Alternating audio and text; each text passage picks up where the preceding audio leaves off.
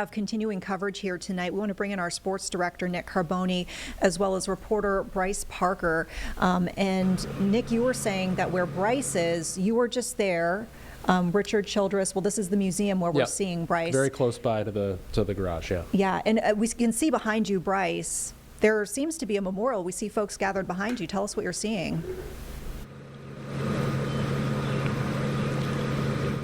Vanessa, Nick, yes, that is exactly what is going on right now. To my right is the garage, and then behind me, that is a memorial at the museum. We have seen people giving cards, putting down flyers, and then right now I'm going to step aside so that you can see there's about a dozen people who are here right now just gathering to share stories of Kyle Busch.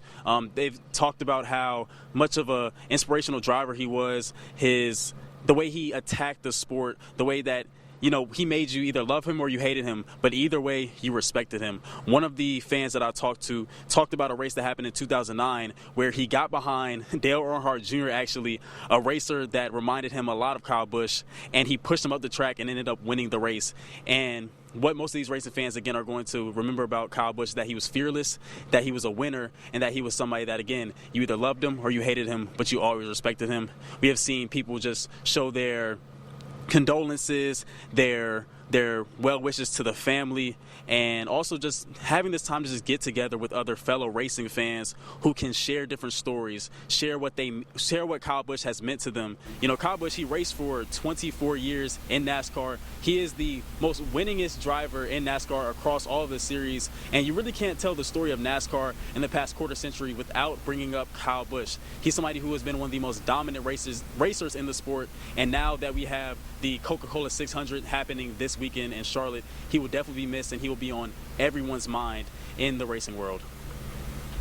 Bryce, I know it was a scramble for you guys to get over there, and it is, longer for us, but a winding way to RCR's shop and welcome.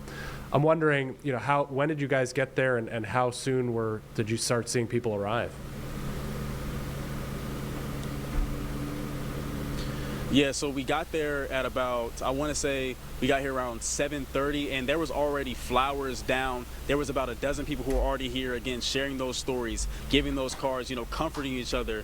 And again, like you said, this is a little winding road to get here, but fans intentionally said they wanted to be here because they wanted to pay respect to one of the legends of NASCAR. Again, 24 years of racing. Some of these fans who are out here are not even 24 years old. So they have been watching Kyle Busch their entire life, but wanted to make sure that they made it to welcome, coming from here in Davidson County, but also surrounding counties, intentionally making sure that they are paying to respect, again, to Kyle Busch, who has meant so much to the racing world. All right, Bryce Parker with WFMY and Welcome, North Carolina at Richard Childress Racing. Thank you for being with us tonight, Bryce, and bringing us those images.